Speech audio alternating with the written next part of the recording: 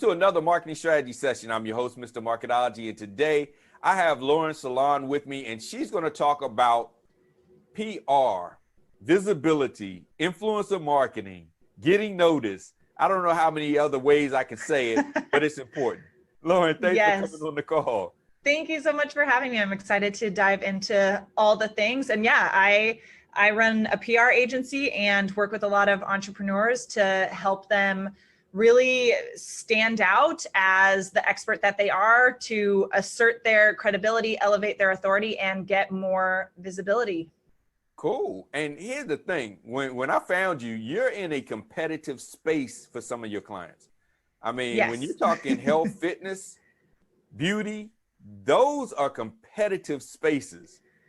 Yeah. How do you cut through all that clutter? I mean, it's saturated.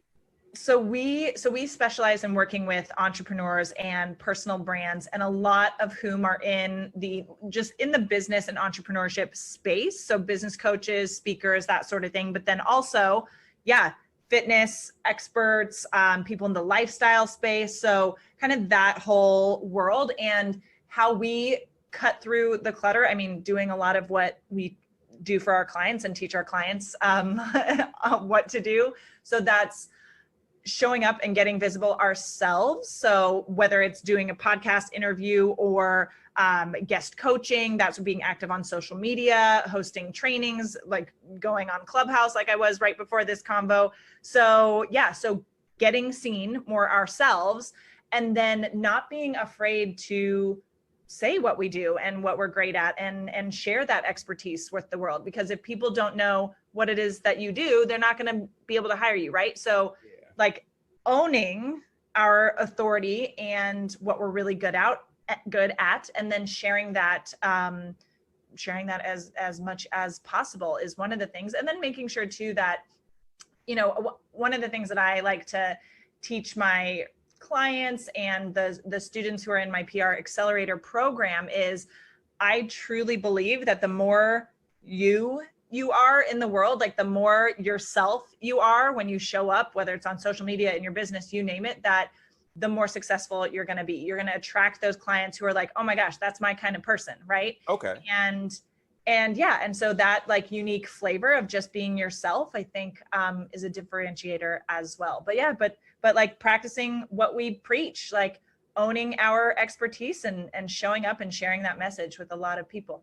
Wow. So the being yourself, I mean, that is harder than it sounds. Yep. I mean, being authentic in a social media world where everybody is showing their best life in a sense. And sometimes it's not even their real life, but everybody's in the Lamborghinis and everybody is making all these major moves and so forth. How do you get people when they're in your PR Accelerator training, how do you get them to peel back all of the superficial layers and reveal their true self? Oh my God, it's such a good question, because easier said than done. And it sounds so easy. Oh, just be yourself, just be you, right? Don't care what other people think. Like, well, that one probably is a lot harder for a lot of people, but it's a lot harder than it sounds most of the time. And it can be really scary too, because we're afraid of judgment, and because people get very, emboldened in the comments to be like, oh, well, a lot of people say things in comments, if you will, like on social media, that you would never say to somebody in real life if you were saying it to their face. Absolutely not. And so there's for sure fear around showing up super authentically, and whether that's judgment or like haters, trolls, that sort of thing, or even if it's not wanting to like alienate potential clients. If you're like, oh, well, if I talk about this, like, I don't want people who might, who would want to hire me, but then they hear me say this or act like this, or if I'm being silly or something, or talking about how I had a bad day, I don't want them to see that as a negative about me and then not want to hire me. And so with that, like several things. One, it takes a lot of work to like have all that shit up to not be yourself, right? Even if if you're so used to it, it still takes a lot of work and a lot of energy. So once you clear that out, like you feel so much lighter and so much more free, right? Mm-hmm. But then also people want polarization, right? And having, strong, like feelings or opinions about certain things or whatever it is, but taking a stance and being you, right? Because that can be polarizing in itself. That actually does really well. And so when you're just like vanilla down the middle, like neutral about everything, like that doesn't really land with people. And then too, like we all have like dream clients and stuff that we want to work with, or people that you vibe with more. And so you want to like show people either like, hey, I'm like your flavor, if you will, or you want to show them the door, right? And so deciding those things that are like, hey, well, this is really important to me, and this is like part of who I am. So I'm going to like put that out there. And if people don't like it, whatever, because then they're not my person to work with, you know? Yeah. And so I think like, owning that and knowing that people leaving or not, like realizing that you're not for them, that's totally okay, because the people who are for you, the people who hear you talk and are like, oh my gosh, you're saying it's like you're in my brain, right? Yeah. Like that's the effect that we want to have on people. And so when you're showing up so authentically, people are going to have that feeling more. So not being afraid of polarity and showing all those sides of you. And I know for me personally in my business, like it hasn't affected my ability to get clients, whether I'm being silly or more opinionated about what's going on in the world, or like, you know, I dance in my office like every morning to get my energy up. And I often share that, you know, and so I'm like, I don't care if someone's like, oh, like that's unprofessional or whatever. I'm like, no, but this is me and how I'm able to show up as, show up as the best version of myself in the world. And if that like rubs you the wrong way, then you aren't going to like talking to me on the phone probably, you know? So. And that's hard though, because we want the clients, and we have been told this is the image for so many years up to this point that you should have as a professional. But to be honest, it's better to not have a client that's going to be a headache client that's going to suck your energy and drain your energy than it is to have a bunch of clients but being miserable because they're not good fits. And one thing that I've realized has been, when you are so used to having clients that you're working around to make them good fits, when you do find a good fit, it's sort of like dating.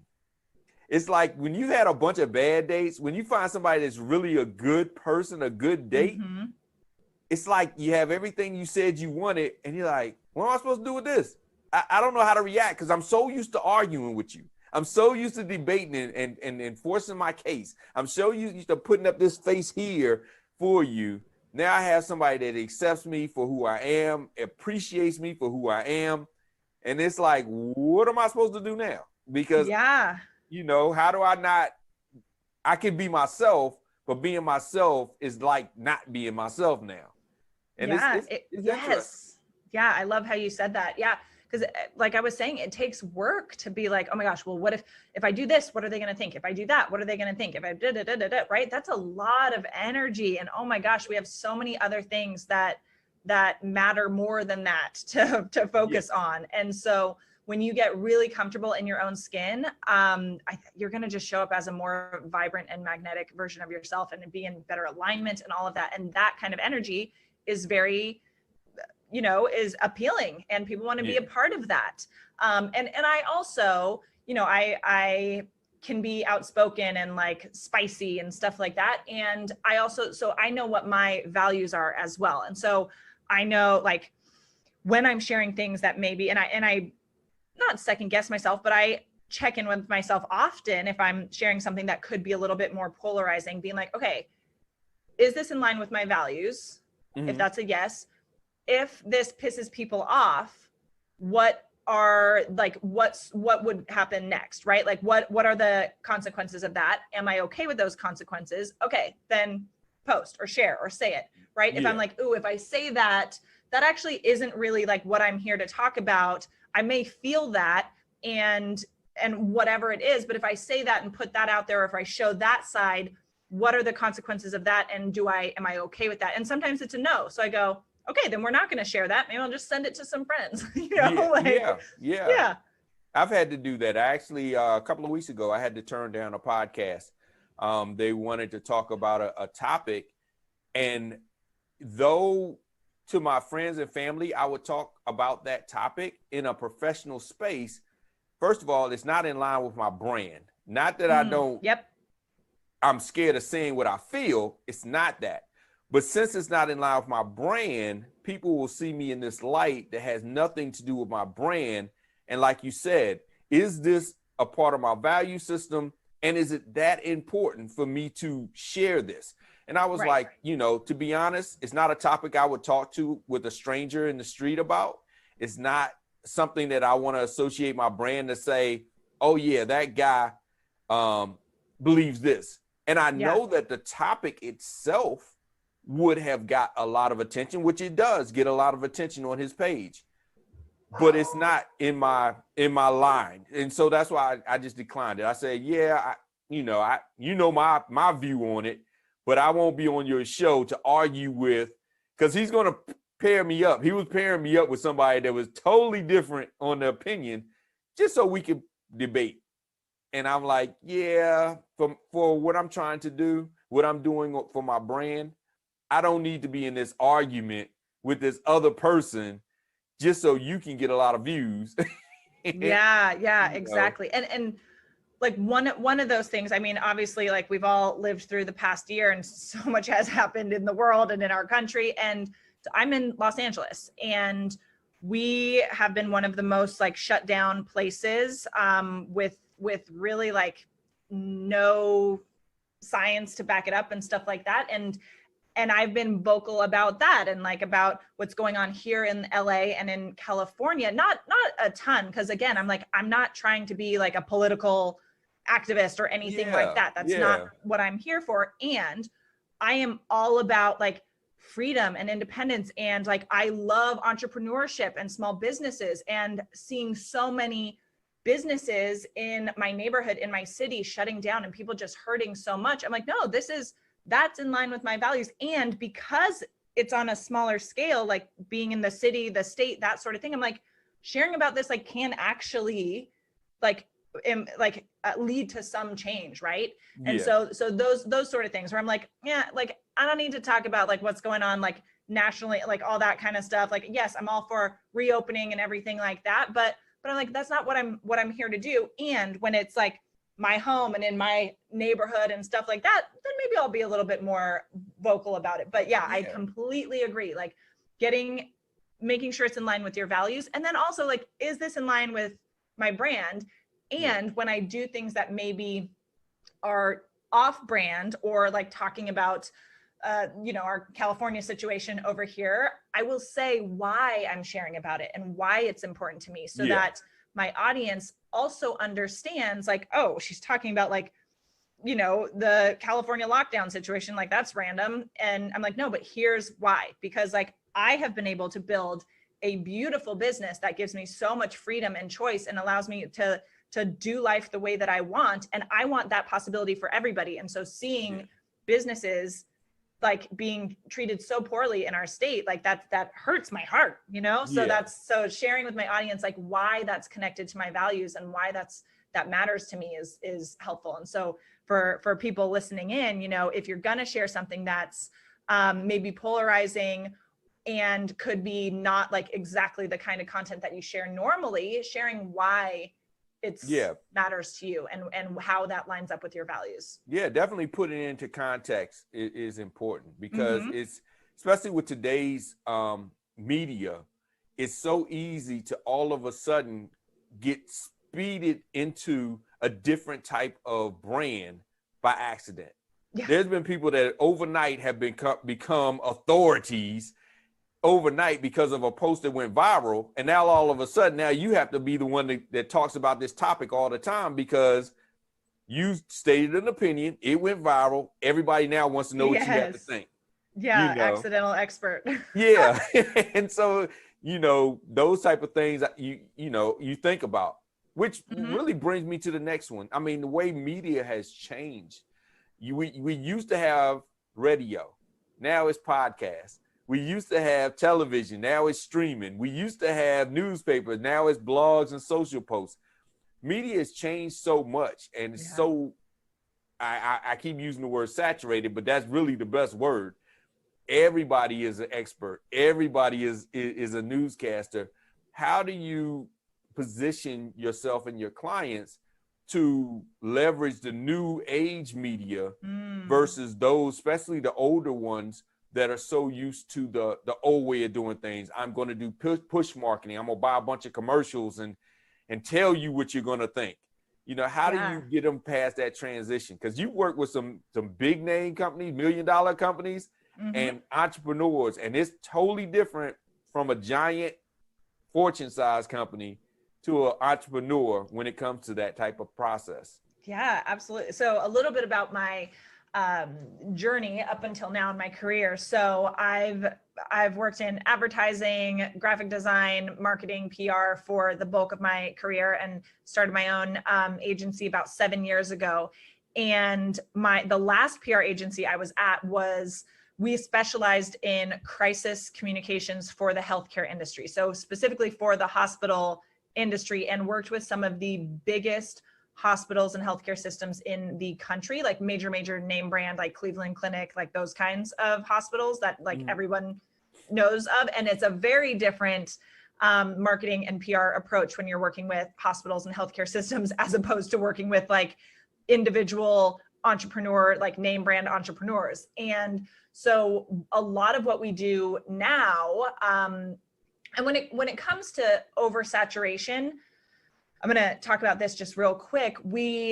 So things felt very, if we think a year ago, right? We're at the 1 year anniversary kind of the shutdown and everything. And so a year ago, everyone started flooding online to either like ramp up their online presence or be like, oh crap, now I need to start an online business because everything's moving online. So we saw such a shift into the online space, like very like mad rush to get online and to show up online all the time. And so around this time, like March, April, people are going live on Instagram, on Facebook, nonstop every single day, giving away so much free value. And so it felt very much for a lot of people like, one, oh my goodness, like this is so oversaturated. How am I even going to stand out? And then you're having celebrities and like major influencers going live all the time. You're like, how am I going to get seen past them? Like what is going on?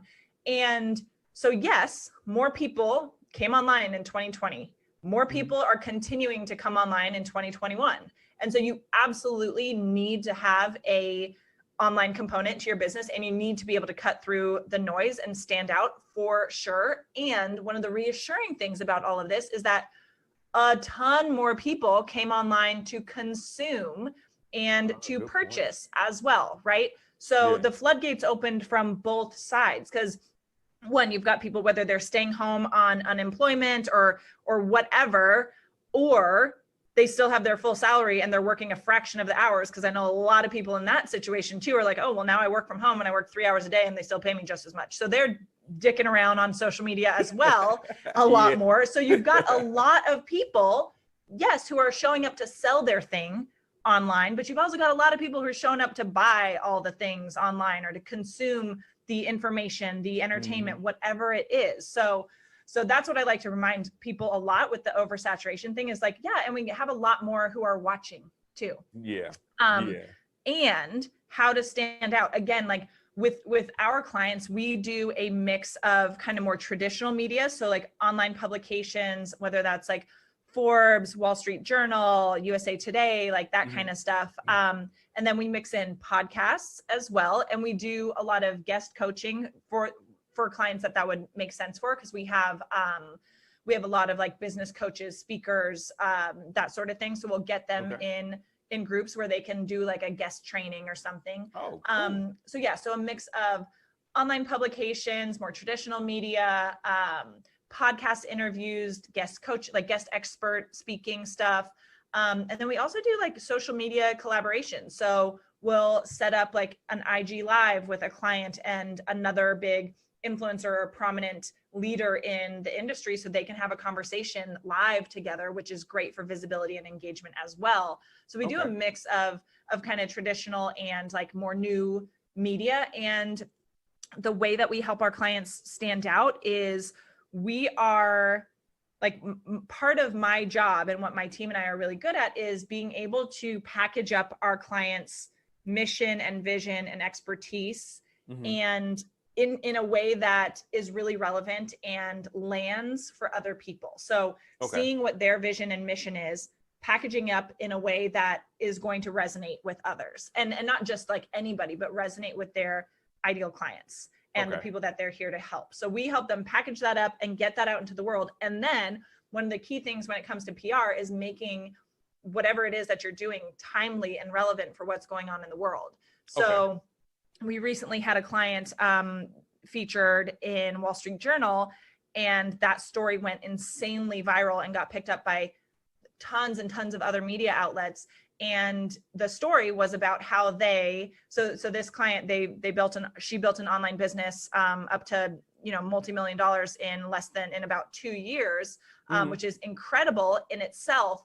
But the story that went viral was about her and her husband ending their lease in their like luxury Manhattan apartment and buying an RV and hitting the road and running their entire business and life out of a freaking 40-foot RV. And that went crazy viral because yes, we were able to talk about her business and how amazing all that is. And she's had, some new client inquiries come in from that.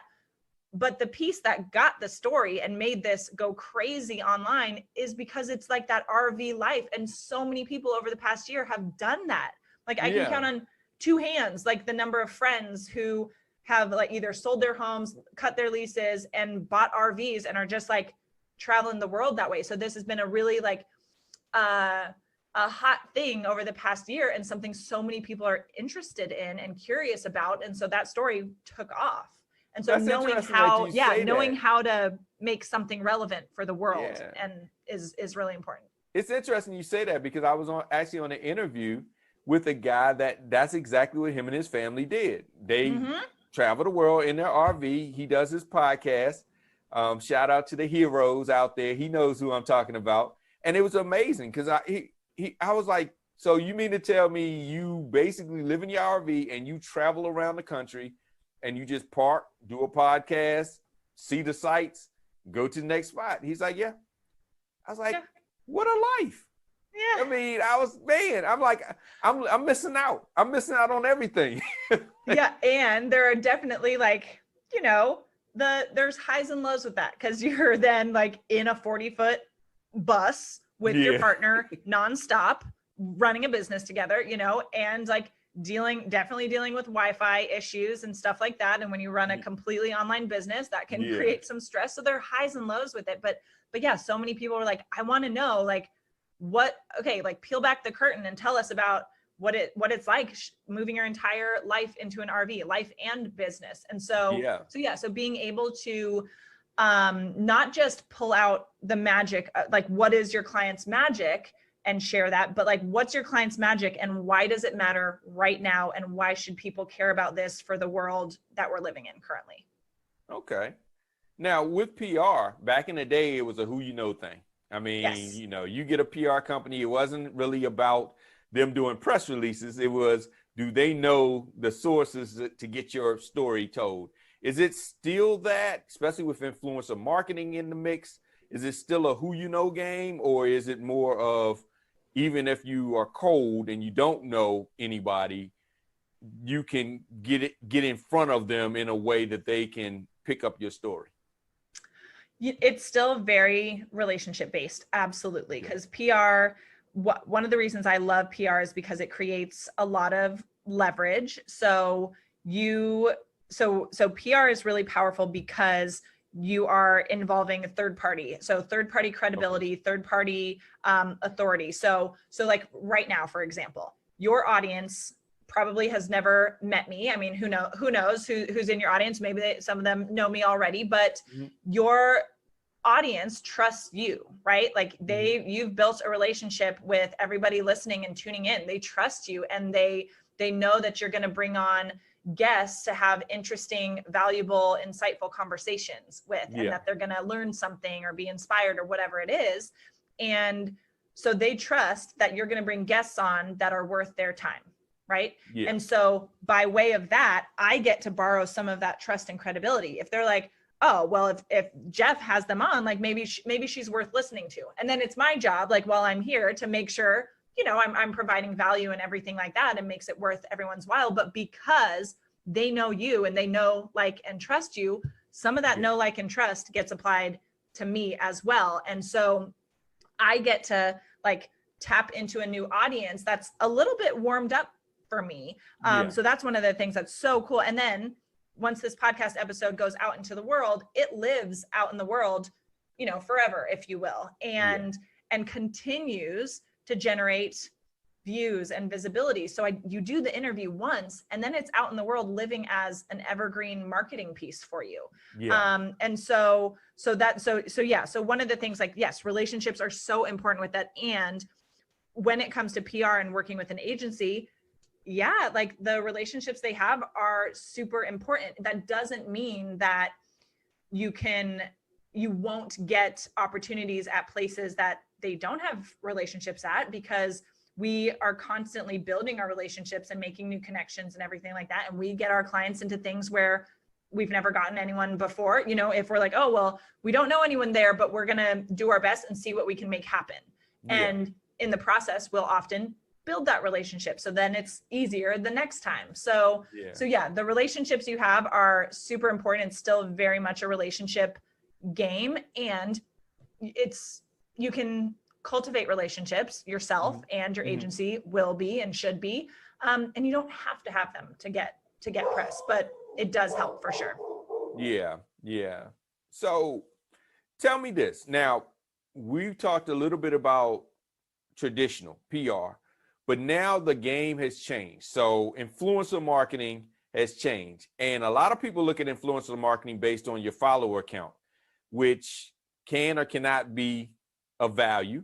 And they look at, well, I want something to go viral. That's the word, viral. Talk a little bit about influencer marketing, how it works, who to look for, and then what is the real meaning of viral? Because I heard, I think it was Les Brown said, I can go viral. All I have to do is set myself on fire and people will share that video.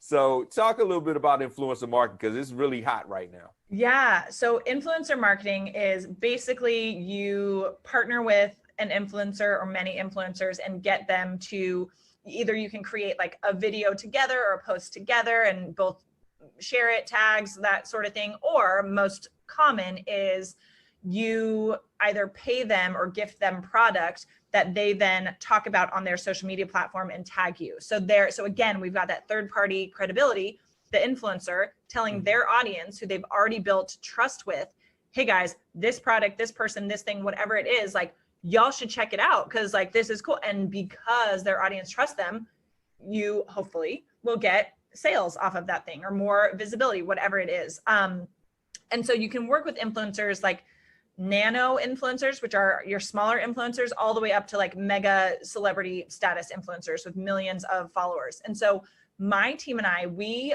often run a lot of micro influencer campaigns. So working with influencers in the like 10,000 to 50,000 follower range. And we do that. And we've worked with influencers with bigger followings, but you're going to be putting a lot more budget into that one influencer. Whereas we can work with 100 who have 10,000 followers, 15, 20, 50,000 followers.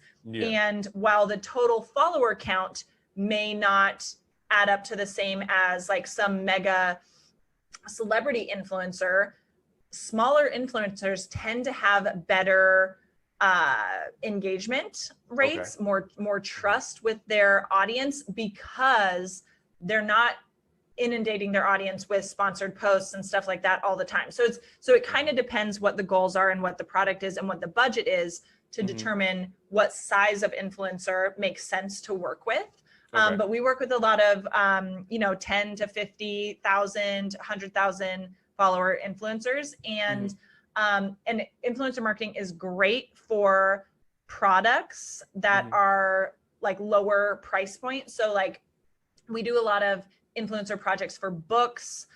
So like book launches, because we can gift the influencers a copy of the book and they can share it with their audience. It's real, a book's like what, like $15 to $30 or something like that. So it's pretty easy to share and to get sales in that way. We've done a lot of events with influencer marketing. We've helped with podcast launches with influencer marketing. So just like getting influencers to be like, hey, I just discovered this new podcast. In the most recent episode, they talked about da da da da da, and you should definitely go check it out, sort of thing. So it's great for free stuff, you know, of course, that just has a swipe up, or lower ticket products a lot of the time, that you don't have to then go into a whole conversation about what it is and all this stuff. That's pretty easy for your audience to be like, oh, that sounds cool. Sure, I'll check it out.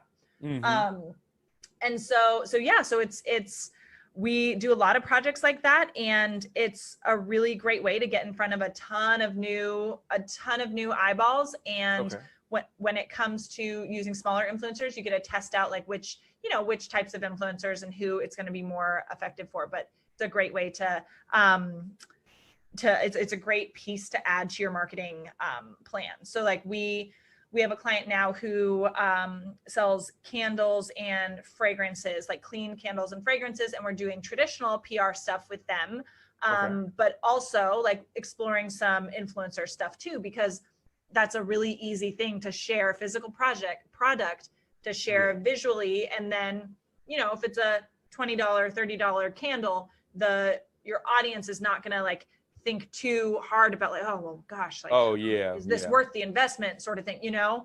So it's great for those lower ticket, tangible products. Cool. And it really goes back to the first part of marketing. I love that AT&T commercial where she says word of mouth marketing. Yeah, I mean, it really goes back to just word of mouth. So exactly. That's what it is. Social proof and social selling. So yeah, when you see like an influencer talking about something, you're like, oh, well, if so-and-so thinks it's cool, maybe I should check it out. Yeah. Well, that's great. Well, last question. When it comes to like you working with your clients and you're building out how you're going to approach the market, do you usually like have a repository full of content already prepared, or you put them on a schedule and say, hey, every day I need you to record this, that, and the third? I mean, when you're preparing your clients, how do you recommend them approach just getting out there?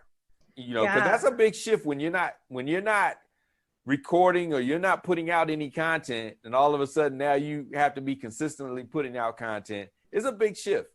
So a lot of our clients are like our one-on-one agency clients, like where we do everything for them. Most of them have multiple six-figure, if not million-dollar businesses. So typically they come to us with a good system for content already underway. So they're putting out content pretty regularly, and they're wanting help to leverage what they're currently doing. And so we will often recommend they do like IG live once a week or something, or just get started with like Instagram live or going live, because it's a great way to connect, and video is super effective for connecting with your audience. So we will often recommend, you know, we'll provide guidance around how frequently to post, how frequently to go live, collaborations, that sort of thing. But a lot of the times our clients have a decent content strategy in place. So really it might just be a few tweaks that we are suggesting, and most of our job and what we're doing comes in from presenting them with new opportunities that they get to respond to, whether that's showing up for an interview, submitting questions for an online article, that kind of stuff. With my clients in the PR Accelerator, so my PR Accelerator program is, I created it because I was getting so many entrepreneurs, like peers, who were like, hey, I know I need more PR. I want to hire you and I don't necessarily have the budget to do that right now, but I also don't want to learn how to do it all myself, like that sort of thing. So I created the PR Accelerator Program, which is a hybrid coaching program, expert networking type program, and PR agency hybrid mashup situation. So everybody in the PR Accelerator learns how to do their own PR themselves effectively and efficiently. And then we bring in media experts. Like last week we had the CEO of an online, the CEO and founder of an online magazine that's a top publication come in and share best practices when it comes to pitching, and all of our members got to throw their story angles out and get his direct feedback on them. So we give everyone the opportunity to network with media experts who could legitimately feature them in podcasts, media outlets, that sort of thing, so they can practice their pitches. And then my team and I step in and do some of the pitching for them, so everyone gets to experience what it's like to work with an agency, if they're not quite at that level yet. And so for people who are a great fit for the PR Accelerator, sometimes they don't have that content strategy in place and they're not showing up as consistently. So things that I recommend is, a lot of my business is run through Instagram, as is most of my clients, but I recommend, like, whatever your main social media platform is, whether that's Instagram, Facebook, TikTok, even, posting on your main feed at least once a day. And if you're not getting to that, it's okay. Don't beat yourself up, but best practice is once a day, going in your stories, showing up on stories daily. Absolutely. And then going live. Every single social media platform at this time, like, pretty much has a live component, including TikTok and stuff. So going live is a great way to get in front of new audiences. And so figuring out a strategy and a schedule that works for you and isn't going to be overwhelming. So like with Clubhouse, you and I were talking about Clubhouse before too, figuring out a system that's going to work and not overwhelm you. So definitely I encourage my clients to be more visible and show up more consistently and get that locked in as a habit. So, like, I want everyone going live, like, at least once a week and training on something or doing a Q&A, whatever it is. And then, we do support with, like, what sort of content should I be posting, for my weekly posts and stuff like that. And you want it to be in line with what your business is all about, what you help people, but then provide variety, right? You can post stuff that's entertaining. You can post stuff that's teaching. You can post stuff that's aspirational and kind of that role model vibes. But having a steady rotation of content. Like, if I'm talking about PR, being an entrepreneur, health and wellness, so that you can be the most effective human in your business and in your life. Being you, right? Being authentically, unapologetically you. If those are some of my content buckets, if you will, going through a rotation of those topics and not only posting PR, right?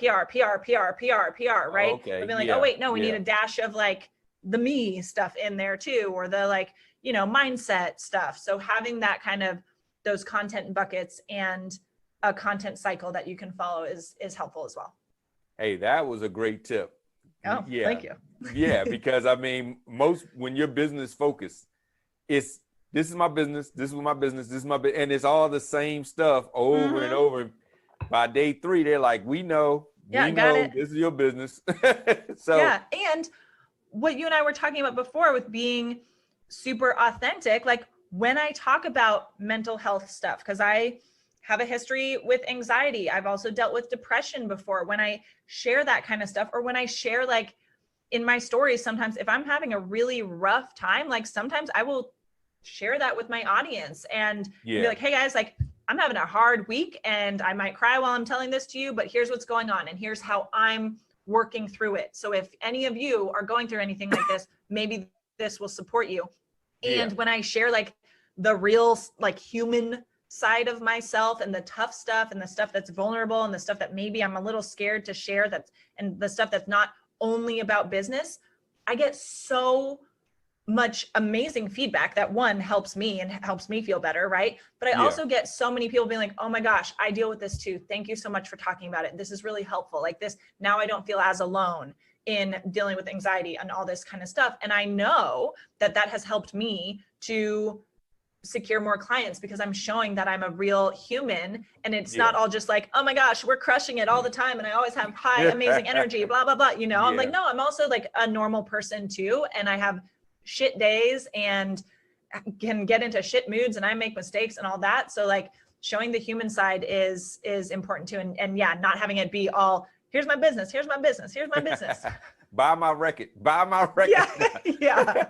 And it's funny because actually, there's a TikToker that came on, and he was talking about how he had a real bad day. And he was like very, very low at the time. And it's funny because I follow him, but that one is the first one I ever commented on his stuff. Yep. I never engaged. I just consume. And to all my people out there, I know y'all mad at me because I'll be sending you TikToks at like 1 a.m, but that's when I get a chance to look at them. Yeah. But, you know, I was like, wow, this guy's really going through it right now. And I engaged. I'm like, look, man, keep your head up. It's going to be all right. Yeah. You know, I mean, hey, I love your content. I love what you're doing. You know, you keep it up, you know, versus all this other stuff with like jokes. And I watch, I laugh, and I share, but I would never interact with him. I never engage with him. And seeing that human side to him brought out, I guess, humanity as well in me to say this is not just a television show in a sense. Yeah, it's a real person, and he's putting his stuff out there, and this guy's putting his heart out there now. So I think that is important, because before I would have just looked at it as another joke, and I'd have sent it off to somebody and so forth. But yeah, that human side, now I follow him not only for his jokes, but somewhat I want to see if he's going to be still okay, you know? Yeah, you're invested in him as a human now. Yeah. Absolutely. And that's I love that you said that, because that's when we do that as well, you know, I think it's important to not just use social media as like a journal, right? Of like all the things in your life and stuff like that. And when we show those vulnerable moments, yes, it humanizes you. Your audience can connect with you more. You become more relatable for sure. But then also it gives your audience a gift of being able to support you and to like lift you up. And so when you are, especially like as a content creator or an influencer, when you're the one who's always on and I'm the expert and I've got the answers and I'm here to like inspire you and when you're always in that space, like, yeah, that's a cool thing and people come to you for that. But it's also a really special thing to be able to give your community the opportunity to lift you up too. And then they get, and not to use that strategically, but they get even more invested in you, because they're like, hey, oh wait, this person that I look up to and I admire and I look to for inspiration or education, whatever it is, like they need some lifting up. Okay, like let me step in and help lift them up. And it's a really empowering thing for everybody. So I love that. Great. Well, Lauren, thanks for coming on. I don't want to take up all your day. Everybody, you know, I'm sure you've learned a lot. And if you are looking to get your business visible, reach out to her. It's Lauren Salon, but look on the thing. I'll have her name spelled, laurensalon.com. And you can look at her, look to her for either the PR Accelerator or for the fully managed visibility experience. So it's up to you. But if you're looking at getting out there and being your true self, that was going to be hard for me. I'm going to work on that one because I'm so used to the corporate speak, right? You know, so the boardroom look. But and it's a spectrum. It's a spectrum. Hey, it's hard because you're so used to the suit and tie and speaking so proper and you know, not letting your hair down in a sense. Yeah. So, you know, everybody, if you're looking to just elevate that, then go to her website, see her content, see what she has, and if it works for you, sign up. I mean, hey, it's better than what you're doing right now. Because if you keep doing what you're doing right now, you're going to keep being where you are right now. So absolutely. Thank you once again for sharing so much. It's been a lot of great information. And like I said, I learned a lot myself. So thank you. Yeah, this was super fun. I appreciate you having me on and sharing me with your community. Great. And you should have had the dog come up and show the dog, but people I don't know where she is. She's probably on the couch in the living room where I can't see her. She's mad breaking at the you. rules. That's what it is. She's mad at you. She's like, oh, so you're gonna be like that now. I can't do what I want to do in the house. You got me cooped up. I know, because it rained all night. It's the sun's coming out now, but yeah, when it's raining, I don't want to go out on a walk. Well, hey, I do understand. And luckily it's been nice so far. I hope it stays nice this week, but Yeah. You And know, where are you out in the world? I'm in Atlanta. Oh, cool. I went to Atlanta for the first time November, Oh, okay. I think, or just yeah, loved it. I loved it. One of my best friends moved out there, and I went out to like look at apartments with her and stuff like that. I loved it. Oh yeah, it's nice area, nice area. Yeah. Well, next time you come out, you should let me know. We can catch Definitely. lunch. I'll be. I mean, yeah, she's one of my best friends, so I plan to visit her more and stuff. So for sure. Yeah. Absolutely. Now I try to get out to Cali. I mean, if they ever let us leave the state, it's so hard getting around nowadays.